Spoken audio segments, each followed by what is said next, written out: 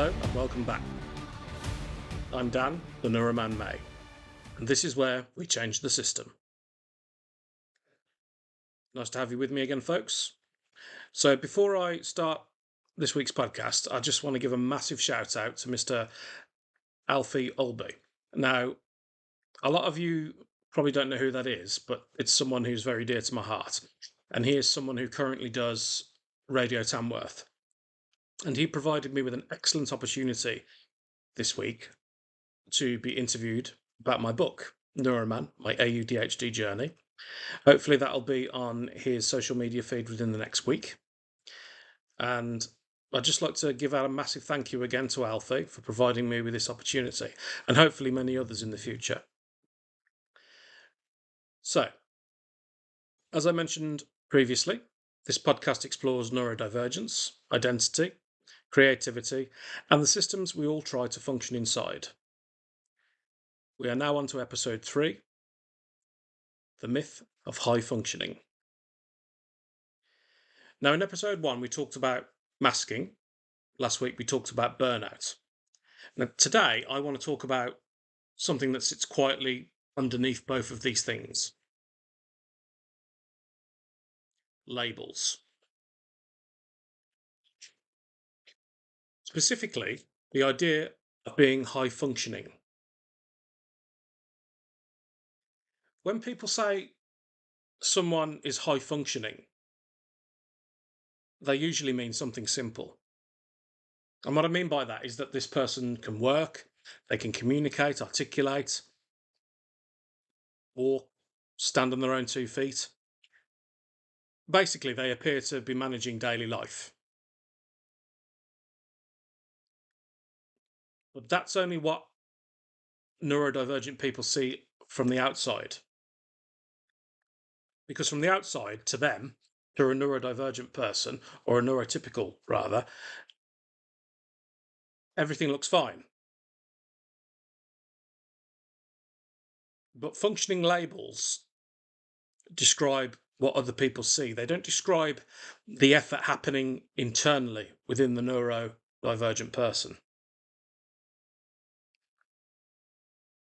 But the neurotypical person can only see what they can see. A neurodivergent person may appear calm whilst managing sensory overload. They may appear socially confident while analysing every interaction, every little detail, every piece of mouth movement, wink, hand gesture, body language, eye contact. They'll be analysing everything about what a neurotypical person is doing. Now, being a neurodivergent person, we may appear to be organised, but we're actually using enormous effort to keep everything together, both professionally and personally, whether that be in the workplace, amongst family, friends, partners. Functioning labels, they measure appearance, guys, yeah? But they don't measure effort. And the effort is huge here. The effort is absolutely huge because we don't know, or rather can't anticipate, the actions or interpretations of a neurotypical person. Which is why there seems to be this anti-neurotypical barrier within our brain chemistry that prevents us from being able to read between the lines, you know? So labels like high functioning and low functioning simplify something complex within ourselves. That human experience doesn't sit neatly in categories, which is why there's so many levels of the autism spectrum, so many types of different ADHD or ADD. Someone might succeed professionally whilst struggling socially. And I've been there, folks. You know, I've I've had a lot of jobs in my life. I'm 38 years of age now, and I've had anywhere between 15 to 20 jobs in over 20 years. Now, that's not always because of me. Sometimes it is. Sometimes it was down to just not being the right fit for that job. Sometimes it was down to not getting on with a certain person. Sometimes it's that old saying, your face doesn't fit, or expectations become too big. And as I mentioned previously, this is the battle that we have with having autism and ADHD, because we want to progress, we want to do well, but in order to, say, get a better salary, we have to be able to take that little bit more pressure. And sometimes we can't. We just can't. I tried teacher training twice. My first attempt was 3 months at Birmingham City University. My second attempt was through the skip route at Barbican, and I lasted 6 months in that one. And I had a really good first placement. I was at a wonderful school in Great Bar. I had a wonderful mentor, 27 years worth of experience under his belt, and he really taught me how to be a teacher essentially. And I learnt an awful lot from him, and I still keep in touch with him when I can.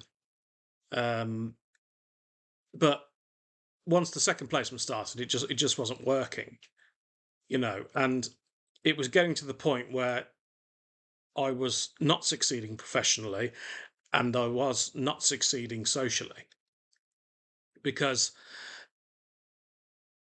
I was being told, this is what it's like, Dan. This is what teaching's like. This is what the workplace is like. And I've not just worked in education, I've worked in insurance, I've worked in admin, I've worked in telesales, I've worked in customer service.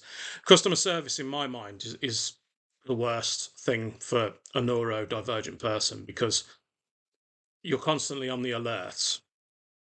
You want to please every customer, but know that you can't please every customer deep down. You're fearful of the backlash that you're going to get from customers. So already your defenses are up whenever a customer challenges you. And one of the things I used to have a struggle with was when I worked for a mobile phone company, and it was having to explain an issue to a customer in 20 different ways. Why couldn't they just understand me the first time? Because in my mind, it's a simple thing to understand. But to the customer, it seemed to just raise more questions on top of questions on top of questions. Now, as I mentioned previously, sometimes these jobs weren't always down to me, but what also didn't help my situation is that I went through probably 3/4 of my adult life without a diagnosis of anything. I wasn't diagnosed with autism spectrum condition till university, although my mum would debate that and say, well, actually, you were diagnosed at age 5, but there wasn't a paper trail. And I was diagnosed with ADHD combined type in January 2025. So, although getting these diagnoses answered a lot of questions, they also made me reflect and think, if I'd have had these diagnoses earlier, I would have got a lot more support. I would have been more selective about jobs that I chose. Because let's be honest, guys, some of us go into certain jobs because of the money, don't we? You know, we want to be able to succeed like everybody else. We see an advertisement for a job and we think, you know what, I think I can do that. That sounds all right. I'll give that a try. It's better pay than the job I'm on now. It's better hours. I don't have to work weekends. I get the bank holidays off. It's a done deal. Now, one of the things that I discovered as well was that when someone like myself, a neurodivergent person, communicates clearly, they find environments very overwhelming. Now, one of my first jobs was in a local supermarket, and I worked there on and off for about 5 years, and I would work in the holidays when I was off university. looking back, that job was in a way, even though I didn't like it, I didn't appreciate it at the time, was an ideal environment for me because I got to work in a warehouse. I got to work at my own pace. The manager wasn't always on my back, micromanaging me. I did what I had to do and went home. There was no workplace politics. If it did happen at work, I would distance myself from it, put my headphones in, read a book, go to another side of the canteen. There was that option to control the environment a little bit more. And it hadn't occurred to me at the time that these environments were overwhelming to me. The functioning changes that happen depending on environment, support, and energy at that time. And another issue that I've found amongst neurodivergent people is functioning labels. There's expectation. So, what I mean by that is when someone is labeled high functioning, like myself, people often assume that they don't need support. But what neurotypical people aren't understanding is that coping is not the same as thriving. And I think that sometimes when people who appear most capable, they're the ones carrying the greatest invisible effort, which harkens back to the whole idea of autism and ADHD. They are invisible disabilities, folks. It's like dyslexia as well. It's something that you can't see, but internally it cripples you. And these conditions have, although I've tried to use them to the best of my advantage, they have crippled me all my life. They have affected me progressing in a stable career. They've affected relationships. They've lost me friendships. They've essentially stopped me from moving forward in life and being able to function in a workplace environment, particularly environments that I feel threaten my own psychological safety. Workplaces that rely heavily on ambiguity, that are political, that rely on hierarchy. Now, when you think about that, it doesn't really place me in a work situation that's most suitable to me, albeit it's more difficult to place me in a work environment that's suitable to me. And it was, I've mentioned this previously, it was when I got terminated from my last job in November last year that I decided to grab the bull by the horns and just be, okay, I want to be in control of my own life now. I want to be able to do what I want to do, not really have to answer to people, not worry about getting to places on time, not worry about whether I'm going to get along with people, whether I'm going to get along with my boss, whether I'm going to get disciplined, whether I'm going to get the sack, because it's my life and I'm in control of it. And it's rare that we're placed in these kind of situations where we have the opportunity to do that, you know. And like a lot of people who want recognition, be it for their talent or their advocacy, or like myself wanting to share my stories of neurodivergence, I just want to be heard. I just feel that I have a strong story. I have a lot of knowledge that I've accumulated as I've got older, and it's nice to share it with people. And I'm sure there's a lot of neurodivergent listeners and neurotypical listeners out there who understand this, who have either a relative or a friend or a sibling with the condition.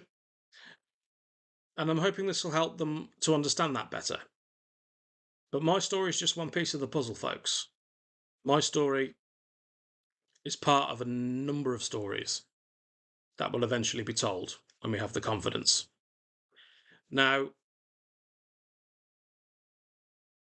instead of asking whether someone is high functioning, what do you think we should do? perhaps what we should do is ask what environments allow them to function well. What environment would work for them? I know for a fact that my type of environment would be something quiet, something controlled, something where I don't always have to answer to people, that I'm left to my own devices, that has very little noise, and essentially doesn't lead to burnout, which is what I touched on in the last podcast.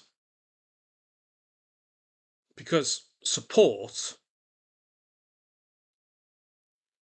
there's a fine line with support. Certainly, when it comes to reasonable adjustments, I've found that, well, how far is reasonable? What's reasonable to an employer? Which is why it's important to keep a paper trail to document everything. That's what I've learned, because you've evidenced it and see that have things been put in place, or have they not been put in place, or have they been put in place very late? And this is the common pattern that I found with jobs and being high functioning, is that support is always very late. And by then the damage is done, the working relationship is broken, and it's time to leave. It's time to jump ship. I'm trying to break that cycle, you know. And support really isn't about lowering expectations. It's about creating conditions where people can genuinely succeed. And that's all I want, folks. That's all I want for all of you. You know, neurodivergent or neurotypical. I want us to genuinely succeed.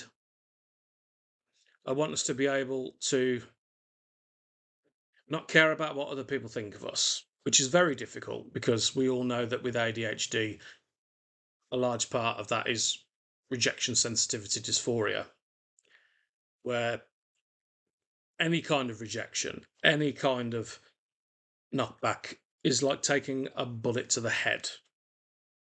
It's horrible. And it's almost crippling in a way, because your brain just goes into overdrive again. It says, what could I have done differently? Why did that person say that to me? Did they mean it that way? Maybe I should have asked them how they meant it. Maybe I should have wrote something down. Maybe I should have asked more questions. Maybe I should have gained more eye contact. Maybe I should have just walked out the room, but that would have been unprofessional. Maybe I should have asked for time out. We all think about these questions afterwards rather than before, don't we? And that's the hard part, isn't it? And I think if the system is going to change, this is something that we need to understand about high functioning. And I've recently been following a gentleman on TikTok, called I think he calls himself the Original Vessel. And he constantly gets berated and hounded by followers saying, if you can record TikTok videos, you can work. But it's not about that, folks. It's about being able to function in certain environments. And he does these kind of things because he's more control in his own environment. And that's the same for a lot of neurotypical people, you know, or neurodivergent people. They have more control of their environment when they're controlling it themselves, and it's not being controlled by other people. That way, their mental health improves, their self esteem improves. Doesn't mean to say that they will never be able to work. It just means that you need to give them the breathing space. And social media is the way to express yourself that way. Some people might disagree, but this is the modern age. So, I hope you've enjoyed today's podcast. And next week, we shall be exploring a different area of neurodivergence. I'm Dan, the Neuroman May. And remember, folks, neurodivergence is our superpower.